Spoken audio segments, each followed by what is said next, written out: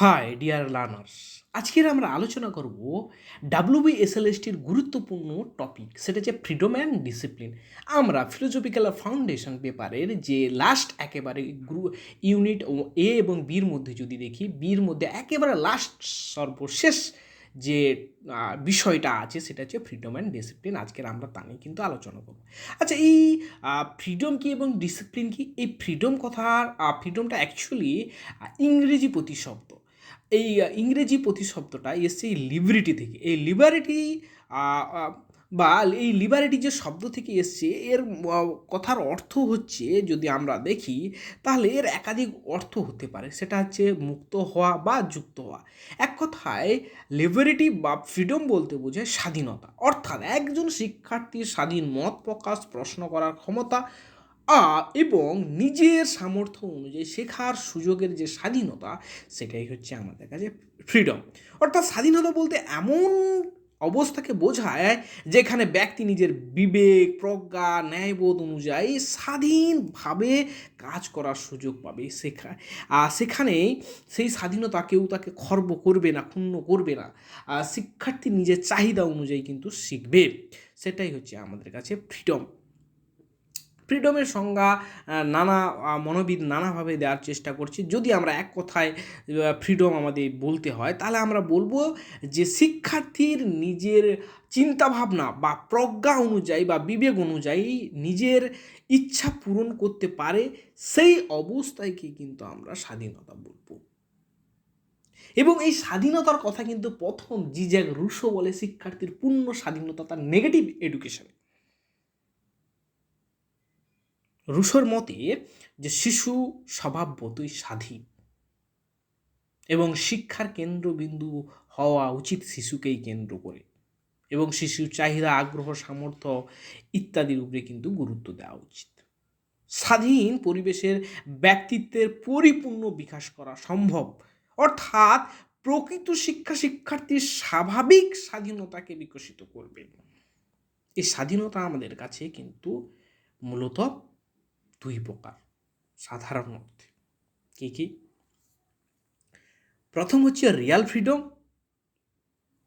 দ্বিতীয় হচ্ছে artificial freedom. এই রিয়াল ফ্রিডম কি না? রিয়াল ফ্রিডম হলো যে স্বাধীনতা ব্যক্তি ও সমাজের কল্যাণে ব্যবহৃত হয় এবং যার একটি গঠনমূলক উদ্দেশ্য থাকে, তাকে বলে প্রকৃত স্বাধীনতা।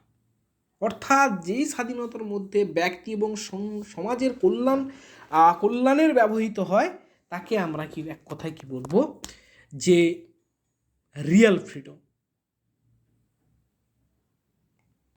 যার বৈশিষ্ট্য হলো নির্দিষ্ট উদ্দেশ্য থাকবে, ব্যক্তিত্বের বিকাশে সাহায্য করবে, তার সৃজনশীলতার দিককে প্রভাবিত করবে, তার নৈতিক এবং আত্মনিয়ন্ত্রিত থাকবে, সেই রকম স্বাধীনতাকে বলছে। এবং দ্বিতীয় কি না, আর্টিফিশিয়াল হলো না যখন ব্যক্তি নিজের ইচ্ছে মতো কাজ করে কিন্তু অন্যের অধিকার বা সামাজিক নিয়ম নীতির প্রতি শ্রদ্ধাশীল থাকে না, তখন তাকে বলে কৃত্রিম স্বাধীনতা। অর্থাৎ এই স্বাধীনতা হচ্ছে একটু খর্বকর, অর্থাৎ নিজে কাজ করছে, সেখানে যদি সমাজ এবং ব্যক্তির যদি ক্ষতি হয়, তাহলে সেই রূপ স্বাধীনতাকে বলছে আর্টিফিশিয়াল। এবং উদ্দেশ্যহীন হয়, নিয়ন্ত্রণহীন হয়, সমাজ বিরোধী হয়, আত্মকেন্দ্রিক এবং শৃঙ্খলাহীন হয় এই স্বাধীনতা। এবং এই স্বাধীনতা মূলত কিন্তু যদি আমরা দেখি যে প্রকারভেদ দেখি, তাহলে কিন্তু 5 প্রকার। কি কি না, পলিটিক্যাল ফ্রিডম কি না, কোনো দেশের সার্বভৌমত্ব বা জনগণের গণতান্ত্রিক অধিকারকে রাজনৈতিক স্বাধীনতা দান করা। অর্থাৎ রাজনৈতিক দিক থেকে কিছু স্বাধীনতা থাকবে যেটা কেউ খর্ব করবে না, সেই রূপকে বলছে পলিটিক্যাল ফ্রিডম। যেমন ধরো, গণতান্ত্রিক অধিকার, ভোটদানের অধিকার, মত প্রকাশের অধিকার, আইনসম্মত অধিকার, নাগরিকত্বের অংশগ্রহণ। যেমন আমাদের 14 থেকে একেবারে 65 থেকে 66 নম্বর যে কনস্টিটিউশনাল ধারা আছে, সেই ধারার কথা এখানে পরিষ্কারভাবে উল্লেখ করছি, যেগুলো হচ্ছে সার্বভৌমত্ব বা জনগণের গণতান্ত্রিক অধিকারকে রাজনৈতিক স্বাধীনতায় বলা হচ্ছে। এর মূল কথা আছে জনগণের দ্বারা জনগণের শাসন রাজনৈতিক স্বাধীনতার ভিত্তি। দ্বিতীয় নম্বর পয়েন্ট গিয়েছে না সোশ্যাল ফ্রিডম। সোশ্যাল ফ্রিডম কি না, সমাজ সকল মানুষকে সমান মর্যাদা, সমান অধিকার এবং বৈষম্যহীন জীবনযাপনের সুযোগকে সামাজিক স্বাধীনতা বলে। এক কথায় যদি আমরা বলি যে সামাজিক ফ্রিডম বলতে বোঝায় সকল মানুষকে সমান মর্যাদাপূর্ণভাবে বৈষম্যহীনভাবে সমাজে একত্রিত বাস করার যে সুযোগ সুবিধা সেটাকে বলছে সামাজিক স্বাধীনতা। এর বৈশিষ্ট্য কি না, সামাজিক সম্যতা, ধর্ম, লিঙ্গ কিংবা জাতি বৈষম্যহীনতা, না এইভাবে না দেখা, সামাজিক ন্যায়, অধিকার সম্পর্কে সচেতনতা, কর্তব্য সম্পর্কে সচেতনতা বা পালন করা, সেইগুলো হচ্ছে সামাজিক বা সোশ্যাল ফ্রিডমের অংশ। 3 নম্বর কি না, ইকোনমিক ফ্রিডম, অর্থনৈতিক ফ্রিডম। অর্থনৈতিক ফ্রিডম আমাদের কাছে কি না, দরিদ্র, অভাব ও বেকারত্ব থেকে মুক্তি হয়ে সম্মানের সঙ্গে জীবিকা নির্বাহের সুযোগ পাওয়াকে বলছে অর্থনৈতিক স্বাধীনতা। অর্থাৎ যে মুচি এবং যে কসাই এবং যে ব্রাহ্মণ যে যেভাবে অর্থনৈতিক ইনকাম করতে পারে এবং অর্থনৈতিক লেনদেন করতে পারে। অর্থাৎ আমি কোনো ব্যক্তিকে তার জীবিকাকে আমি ছোট করে দেখব না, অর্থাৎ সম্মানের সঙ্গে তার বেকারত্ব দূরকরণের জন্য সে যে কোনো কাজ করতে পারে, যেমন কর্মসংস্থান, জীবিকা অর্জনের সুযোগ, অর্থনৈতিক নিরাপত্তা, দারিদ্রতা দূরকরণ এবং আত্মনির্ভরতা। 4 নম্বর পয়েন্ট কি আছে আমাদের, এডুকেশনাল ফ্রিডম, যেটা গুরুত্বপূর্ণ, যেখানে বলছে যে প্রত্যেক ব্যক্তি নিজের সামর্থ্য, আগ্রহ এবং প্রয়োজন অনুযায়ী শিক্ষা লাভের অধিকারকে শিক্ষামূলক স্বাধীনতা বলা হয়। অর্থাৎ ব্যক্তির বিকাশের জন্য, নির্দিষ্ট ডেভেলপমেন্টের জন্য, পজিটিভ ডেভেলপমেন্টের জন্য সে প্রয়োজন বা আগ্রহ অনুযায়ী যে কোনো শিক্ষা গ্রহণ করতে পারে, যেমন শিক্ষার সমান সুযোগ, বিষয় নির্বাচনের স্বাধীনতা, যোগ্যতা অনুযায়ী শিক্ষা, সর্বজনীন শিক্ষা, ব্যক্তিত্বের বিকাশ। 5 নম্বর কি আছে, মোরাল ফ্রিডম, ব্যক্তির বিবেক, নৈতিকতা, যুক্তিবোধ অনুসারে সঠিক সিদ্ধান্ত গ্রহণ ও কাজ করার ক্ষমতাকে বলা হয় নৈতিক স্বাধীনতা। অর্থাৎ নৈতিক স্বাধীনতা হচ্ছে ব্যক্তির বিবেক, নৈতিকতা, যুক্তিবোধ অনুসারে সঠিক সিদ্ধান্ত গ্রহণ এবং কাজ করার ক্ষমতাকে আমরা বলছি নৈতিক স্বাধীনতা, যেখানে আত্মনিয়ন্ত্রণ, সম্মতা, ন্যায়পরায়ণ, সামাজিক দায়িত্ববোধ ইত্যাদির কথা বলছে। এই স্বাধীনতার গুরুত্ব কতটা না, স্বাধীনতা হচ্ছে একজন ব্যক্তিকে যেমন আত্মবিশ্বাসী গড়ে তোলে, স্বাধীন চিন্তার বিকাশ ঘটায়, সমস্যার সমাধানের দক্ষতা বাড়ায়, তেমনভাবে একজন ব্যক্তিকে দক্ষ নাগরিক হিসেবে কিন্তু গড়ে তোলে। এই ছিল আমাদের ফ্রিডম। এবং নেক্সট আমরা দেখব যে ডিসিপ্লিন। ডিসিপ্লিন কি, এই ডিসিপ্লিন শব্দটি ডিসিপ্লিনা থেকে এসছে। এই ডিসিপ্লিনের অর্থ হচ্ছে শিক্ষা, ইনস্ট্রাকশন বা লার্নিং, অর্থাৎ শিক্ষাদান বা শিক্ষা গ্রহণের যে প্রক্রিয়া সেটাই বলছে ডিসিপ্লিন। অর্থাৎ স্বাধীনতা যেমন থাকবে শিশুর মধ্যে, তেমন ডিসিপ্লিন না হলে সঠিকভাবে বিকাশ হয় না। তাই শৃঙ্খলা শিক্ষার একটি অবিচ্ছেদ্য যে অংশ, এই অবিচ্ছেদ্য অংশ শিক্ষা ব্যবস্থার সঙ্গে কিন্তু একটা অঙ্গাঅঙ্গিভাবে জড়িত। মূল কথায় যদি দেখি, শিক্ষা এবং শৃঙ্খলা একে অপরের পরিপূরক। অর্থাৎ যদি আমরা শৃঙ্খলাকে দেখি তাহলে নিজের চিন্তাভাবনা, আবেগ, আচরণকে নিয়ন্ত্রণ রাখা, নিয়মকানুন বা বিধিনিষেধ মেনে চলা, নির্ধারিত দায়িত্ব যথাযথভাবে সম্পূর্ণ করা, সামাজিক, অর্থনৈতিক বা সামাজিক নৈতিক যে নিয়ম অনুসারে জীবিকা পরিচালনা করা। সহজ কথায় যদি আমরা এক কথায় যদি বলি, নিজের আচরণকে নিয়ন্ত্রণ করে বা নিজের আচার আচরণকে নিয়ন্ত্রণ করে নিয়ম মেনেই চলাকেই বলে শৃঙ্খলা। অর্থাৎ এটা করলে সমাজে ঠিক, এটা করলে সমাজের ভুল, এই যে বোধ, নৈতিকতা বোধ, তার কথা কিন্তু পরিষ্কারভাবে বলছি। শৃঙ্খলা ডিসিপ্লিন সংজ্ঞা দিদিকে পার্সিনান বলছে নিয়ন্ত্রণের যে স্পৃহা ব্যক্তির মধ্যে জাগরিত হয় তাই হলো শৃঙ্খলা। শৃঙ্খলা হলো এমন একটি মানসিক অবস্থা যেখানে ব্যক্তি স্বেচ্ছায় নিজের আচরণকে নিয়ন্ত্রিত করে এবং সামাজিক নিয়ম মেনে চলে। অর্থাৎ শৃঙ্খলা হলো এমন একটি মানসিক অবস্থা যেখানে ব্যক্তি স্বেচ্ছায় নিজের আচরণকে নিয়ন্ত্রণ করে এবং সামাজিক নিয়ম মেনে কিন্তু চলে। তাহলে যদি আমরা দেখি যে শৃঙ্খলা হলো এমন একটি অনুকূল পরিবেশ সৃষ্টি করে যেখানে শিক্ষার্থী সুষ্ঠুভাবে শিক্ষা গ্রহণ করতে পারে এবং বিদ্যালয়ে কার্যক্রম সফলভাবে পরিচালিত হয়, তাকে আমাদের বলছে কো-কারিকুলাম অ্যাক্টিভিটি। অ্যাডামস এই শৃঙ্খলাকে 3 ভাগে ভাগ করেছে। কি? দমনমূলক, প্রভাবমূলক এবং মুক্তিমূলক। রিপ্রেসিভ, ইমপ্রেসিভ আর ইমিউনিসিপিটি, অর্থাৎ দমনমূলক, প্রভাবমূলক এবং মুক্তিমূলক। এই দমনমূলক কি? দমনমূলক হচ্ছে ভয়, ভীতি বা বেতের বাড়ি মেরে জোর জবরদস্তি করে শিক্ষার্থীকে শৃঙ্খলায় আনা, অর্থাৎ বাইরে থেকে একটা শৃঙ্খলা চাপিয়ে দেওয়া। প্রভাবমূলক কি?